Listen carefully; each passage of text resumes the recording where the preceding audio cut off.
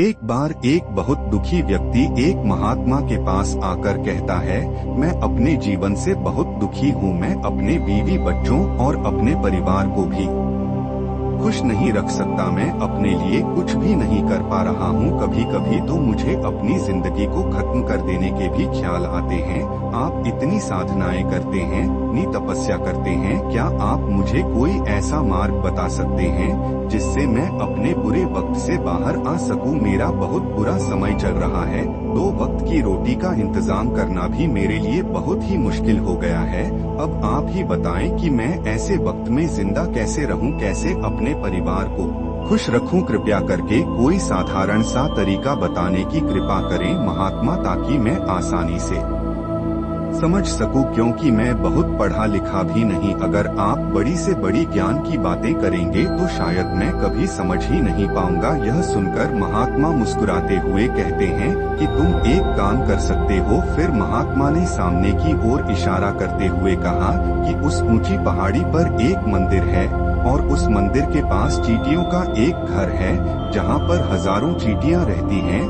तुम्हें सुनने में बड़ा ही अजीब लगेगा, लेकिन वह चींटियाँ उस मंदिर की जमीन को खराब कर देती हैं, उस मिट्टी की उपजाऊ शक्ति को खत्म कर देती हैं, जिसके कारण वहाँ पर कोई भी पेड़ या कोई भी घास पनप नहीं पाती। तुम मेरा एक काम करो, उसके बाद मैं तुम्हारे सवालों के जवाब दूंगा। तुम 7 दिन तक रोज उस पहाड़ी पर जाओ और उस चींटियों के घर को तहस नहस कर दो, उसको तोड़ दो। जब तक तुम्हें कोई भी चींटियों का घर दिख मंदिर के आसपास तो उसे वहीं पर तहस नहस कर देना। लेकिन याद रहे, घर तोड़ने में कोई भी चींटी मरनी नहीं चाहिए। इस बात को समझने का प्रयास करते हुए वह युवक वहाँ से चला जाता है। शायद उसको कुछ समझ में नहीं आया था कि महात्मा जी ऐसा क्यों करवा रहे हैं, तो वह उन चींटियों पर अन्याय कर रहे हैं, उनका घर तुड़वा रहे हैं, उन्हें नुकसान पहुंचा रहे हैं। आखिर कौन महात्मा ऐसा करेगा? लेकिन फिर भी उस महात्मा की बात मानते हुए वह अगले दिन से ही पहाड़ी पर जाना शुरू कर देता है। जब वह पहले दिन पहाड़ी पर पहुंचता है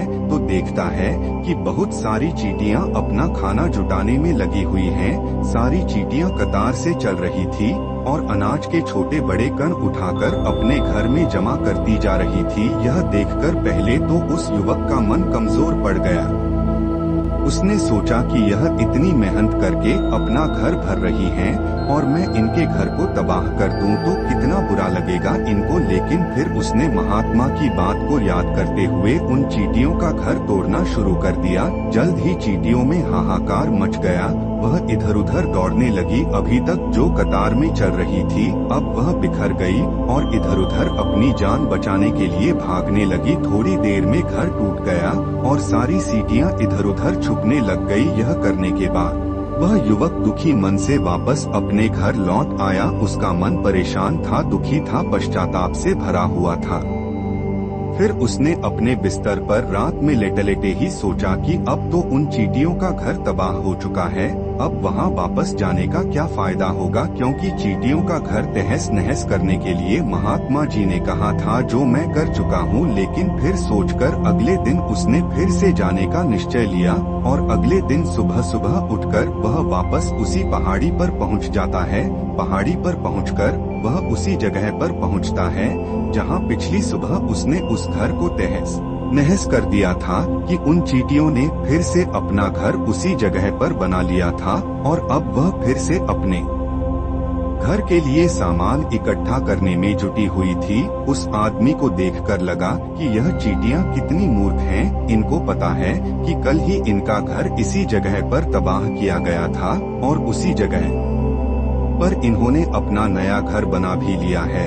और यह सोचकर वह आदमी हंसने लगा। अगले दिन लेकिन फिर से महात्मा की याद करते हुए उसने उन चींटियों का घर फिर से तबाह करना शुरू कर दिया। फिर से उन चींटियों में हलचल मच गई और थोड़ी देर में वह चींटियां इधर उधर अपनी जान बचाने के लिए भागने लगी। कुछ ही देर में उनका घर फिर से नष्ट हो गया और वह युवक थोड़ा संतोष के भाव से कि इस बार तो मैंने अच्छी तरह से उस घर को तबाह कर दिया है, अब तो वह चींटियां यहाँ पर अपना घर बना ही नहीं पाएंगी। इसीलिए जाने से पहले उसने उस घर में थोड़ा ठंडा पानी भी डाल दिया ताकि चींटियां वहां पर अपना घर ना बना सके, और इस तरह अपना कर्म पूरा करके वह युवक अपने घर लौट आया। आज रात को सोते वक्त वह युवक फिर से सोच रहा था कि क्या महात्मा ने मुझसे सही काम करवाया है? क्या किसी का घर तबाह करना किसी सिद्ध पुरुष को शोभा देता है? क्या हो अगर वह महात्मा सिद्ध पुरुष हो ही ना, क्या हो अगर वह मुझे बेवकूफ बना रहे हो? लेकिन फिर उसने निश्चय किया कि मैं अपने काम को पहले पूरा कर लेता हूँ, उसके बाद ही पता चलेगा कि महात्मा मुझे ऐसा क्यों करवा रहे थे। यही सोचकर वह रात में सो जाता है। अगले दिन सुबह फिर उठता है और फिर उस पहाड़ी की तरफ निकल जाता है। पहाड़ी पर पहुंचकर वह उसी जगह पर पहुंचता है जहां पर उसने उनके घर को तबाह कर दिया था, और वह यह देखकर बहुत खुश हो जाता है कि वहां पर कोई भी घर नहीं था, सारी चींटियां वहां से भाग चुकी थी। अब उसने सोचा कि अब मेरा रोज रोज का आने का क्या फायदा, क्योंकि चींटियां तो अपना घर बदल चुकी हैं और महात्मा जी ने तो मुझे 7 दिन आने के लिए कहा था, लेकिन आज तो तीसरा ही दिन है, अब बाकी 4 दिन वापस आने का क्या फायदा होगा। और यही सोचकर उसने निश्चय किया कि यहाँ से वह सीधा उस महात्मा के पास जाएगा और उनको यह सारी खबर बता देगा।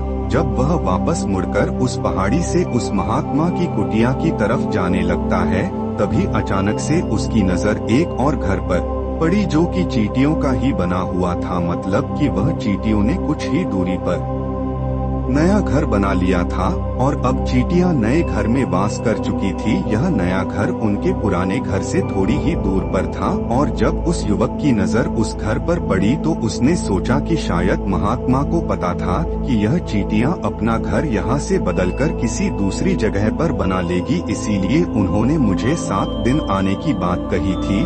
और यह विचार कर वह उनका नया घर भी तोड़ने के लिए पहुँच जाता है।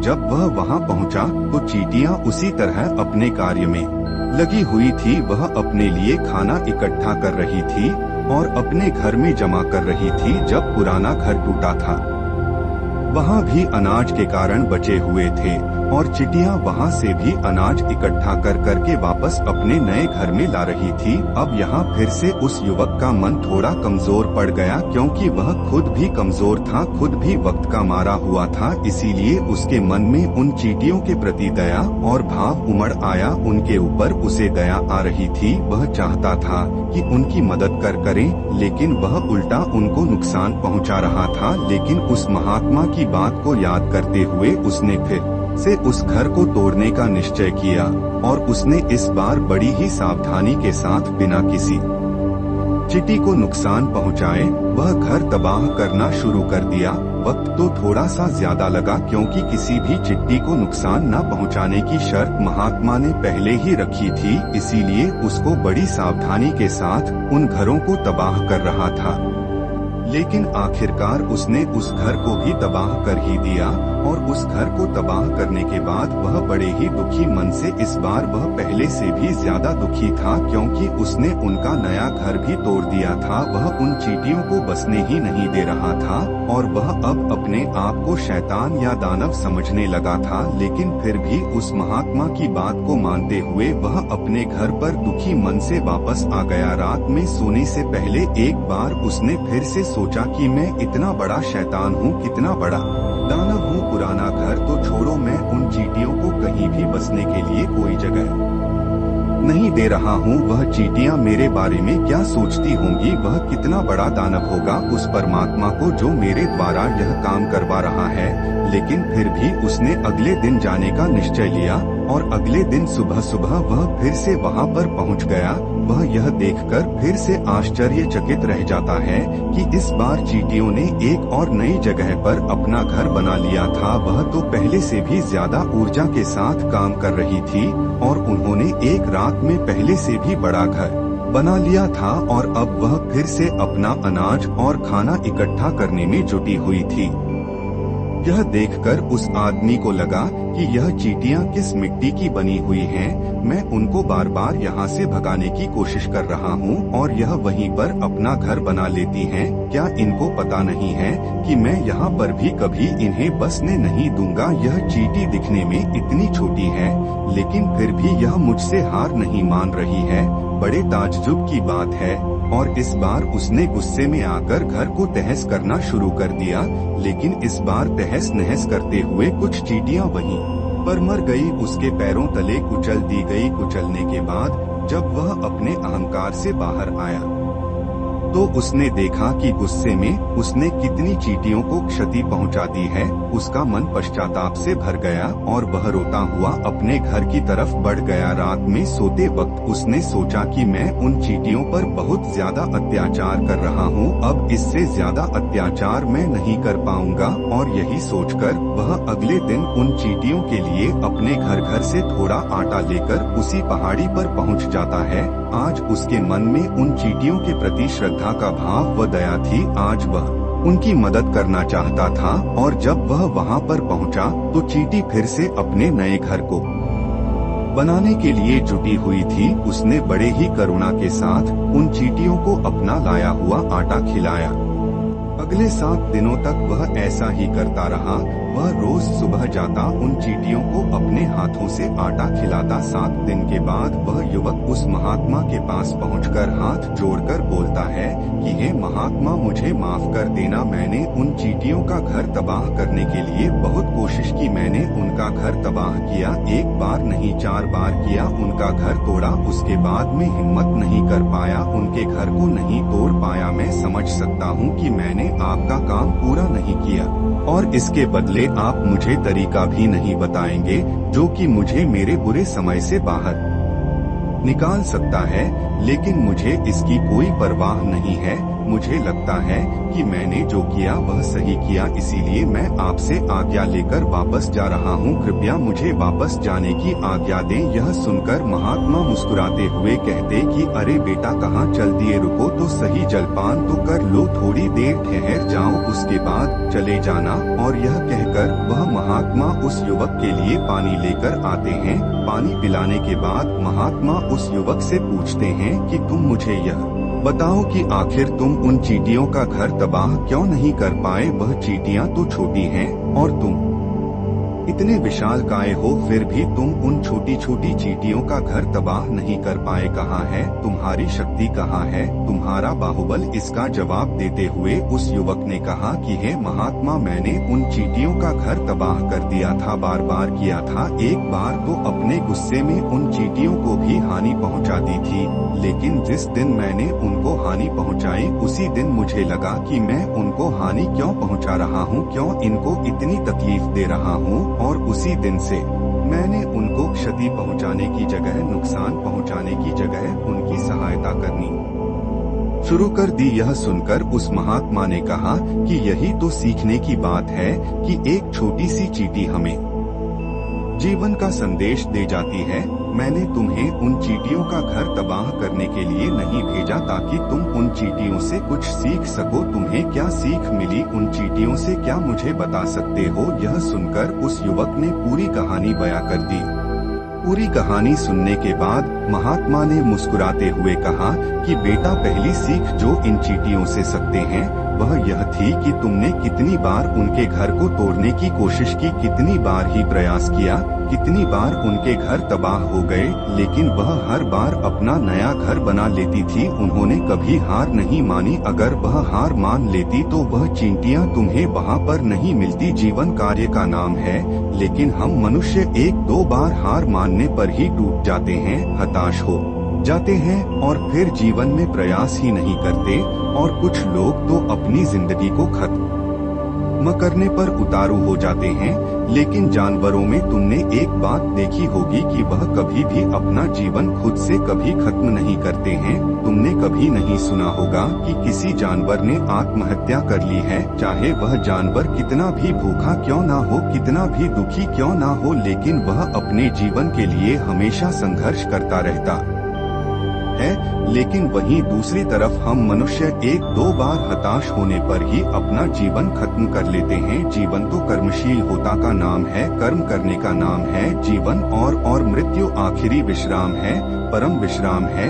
इसीलिए मृत्यु से पहले कर्म करना कभी मत छोड़ना, क्योंकि मृत्यु के बाद तो तुम परम विश्राम में चले ही जाओगे। तो उससे पहले कर्म करना क्यों छोड़ रहे हो, क्यों हताश हो रहे हो? अगर तुम्हारा एक घर टूट गया है तो दूसरा घर बनाने का प्रयास करो, कोशिश करो, और कोशिश करने वालों की कभी हार नहीं होती। यह तुम उन चींटियों को देख चुके हो।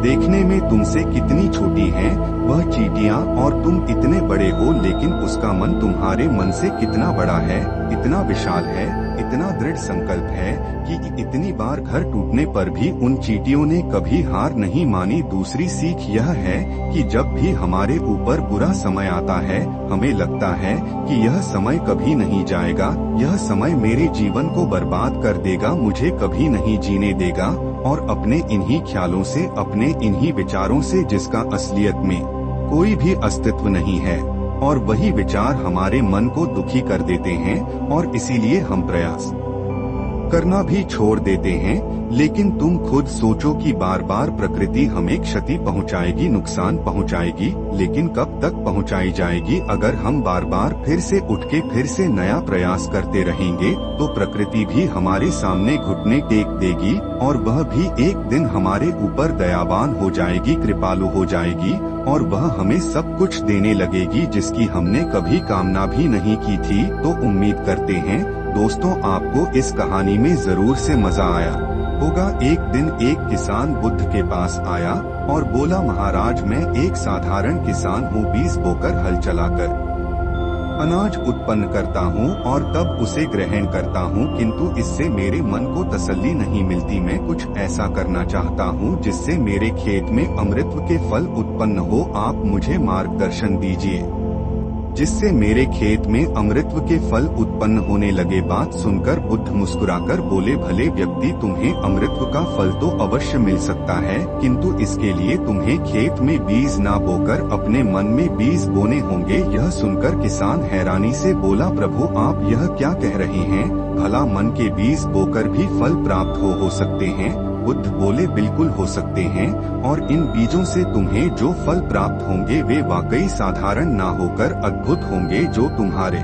जीवन को भी सफल बनाएंगे और तुम्हें नेकी की राह दिखाएंगे। किसान ने कहा, प्रभु तब तो मुझे अवश्य बताइए कि मैं मन में बीज कैसे बो? बुद्ध बोले, तुम मन में विश्वास के बीज बो, विवेक का हल चलाओ, ज्ञान के जल से उसे सींचो और उसमें नम्रता का उर्वरक डालो, इससे तुम्हें अमृत का फल प्राप्त होगा। उसे खाकर तुम्हारे सारे दुख दूर हो जाएंगे और तुम्हें असीम शांति का अनुभव होगा। बुद्ध से अमृत के फल की प्राप्ति की बात सुनकर किसान की आंखें खुल गई। वह समझ गया कि अमृत का फल सद्विचारों के द्वारा ही प्राप्त किया जा सकता है।